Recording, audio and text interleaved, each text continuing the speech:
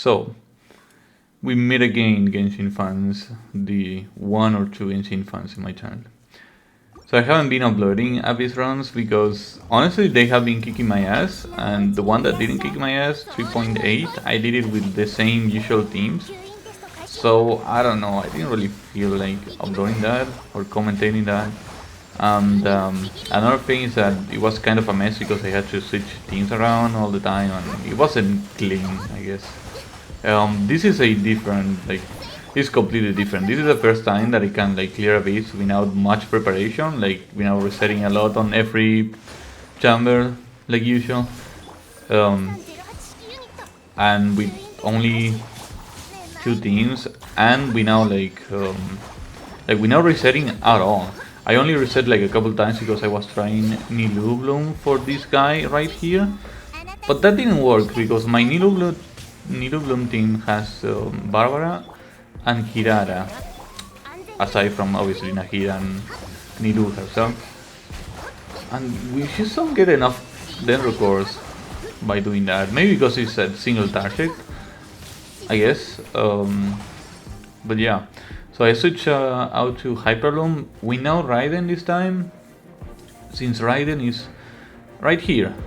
So I always wanted to play Raiden with Hutao. It's just that my Raiden was built for Hyperbloom, and because like I never do emblem domain, I really didn't have good artifacts for like her hyper carry build. So yeah, well now with the strongbox that's different, and I also pulled Songli now on this rerun. Actually one day before this clear, so before yesterday, and with his shield, like, my god, the game changes, unreal. So like, if you see me casting his burst, I know that it's supposed to be like a CPS loss and whatnot. I do it for the sake of Raiden mostly, and because like the petrification can be pretty useful every now and then. But yeah, so there is no actual plan for this team. It's literally I just wanted to play Hutao and Raiden together, and I just did that. And I added Songli because his shield is so good for Hutao mostly, for everyone actually. So yeah, my last member is Ganyu, simply because like I know that you are supposed to cast burst as much as you can, and she can cast her burst pretty damn. And that pillar climb, you can tell that I only got Songli for like one day. This is my first time using him in Abyss, or using him at all. But yeah, back to Ganyu, like she can cast her burst all the time, so like that supposedly builds stacks for Raiden and whatnot. My Raiden doesn't hit very much, like her burst doesn't hit more than my fucking charge attacks with Hutao, but like whatever.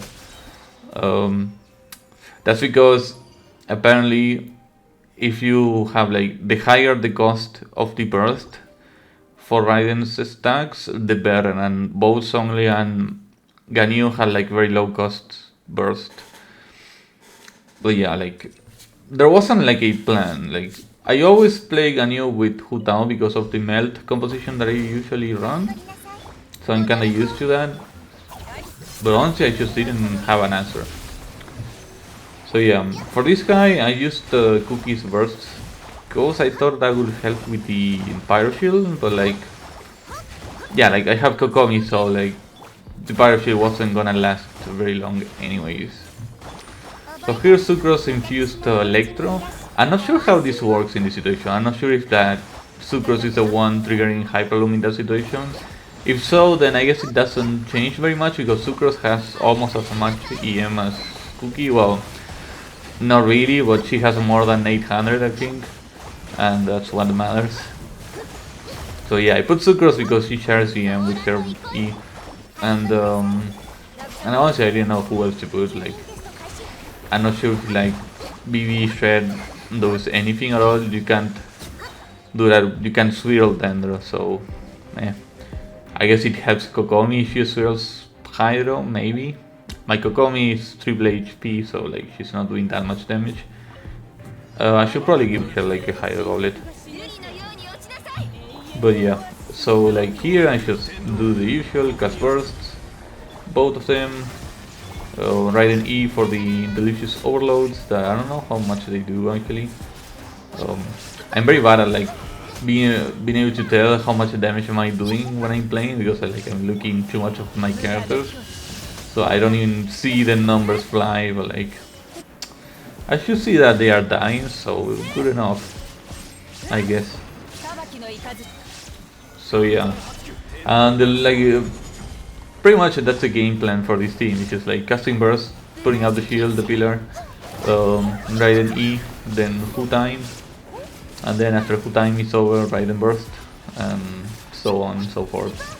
It's not great, but it works. I don't know. Well, I know that this ability is much easier than usual, and though I noticed that, and I was able to get it first try when I was setting and whatnot. That's not normal. So yeah, I would like to if you have any recommendations for this team.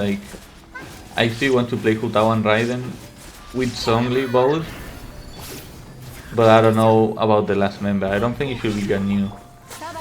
It's just I don't know who exactly.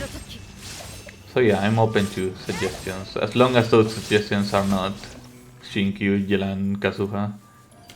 I don't have those characters. I am not planning to have them. So yeah, but it works. If it works, then it's good, right? So for the last chamber, I don't even remember what enemies we got here. These guys. Oh, look at this slow spin. So I play on controller, and this has always been a pain. No matter how much sensitivity you give to your joysticks, Nahida spin or aiming with characters that have bows, it's always slow. But it turns out that they added gyro support now. If you are using DualShock 4 or DualSense wired, then you have gyro support, and that's amazing. I have been actually messing around with that in the other world, and you can spin really fast, almost as fast as you would if you are playing with keyboard and mouse. It's just that I forgot to do it here. I don't know, I was thinking. Honestly, what was I thinking? I just completely forgot to tilt my controller, and if you tilt your controller and also are going left or right, depending on where you want to spin, then she goes super fast, really, it's really good. And it's a really nice thing that they added to the game. I was actually hoping for that. So yeah, kind of a shame I didn't showcase that here, but it's very good. So yeah, here I don't know how that other guy died, and I guess Nahida's skill shenanigans, I don't know. But anyway, so for these dancers,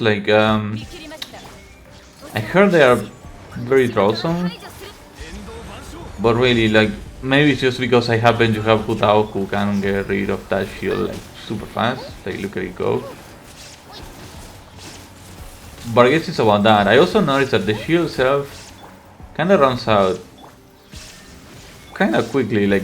Obviously you don't want to be waiting around, but if you can't break the shield, then I guess it's not everything is lost. Although it's not ideal. Speaking of shields, it's very good that I got Zhongli shield here, because those Anemo blades that the female robot is shooting are very, very annoying. I didn't get to experience them here in this fight, but when I was leveling my Lynette in our world, they would be super annoying. I know that it's a different fight in that case, so I'm pretty sure there was Anemo projectiles and whatnot. So I can only imagine they are much more powerful in here. So yeah, with both Raiden and Hutao, this fight is pretty easy, honestly. The shield just goes away, and yeah, more than enough time for them. So yeah, here are my builds. Thank you very much for watching, if you made it to the end, and let me know if you have an idea for this crazy team that I'm trying to build. Peace.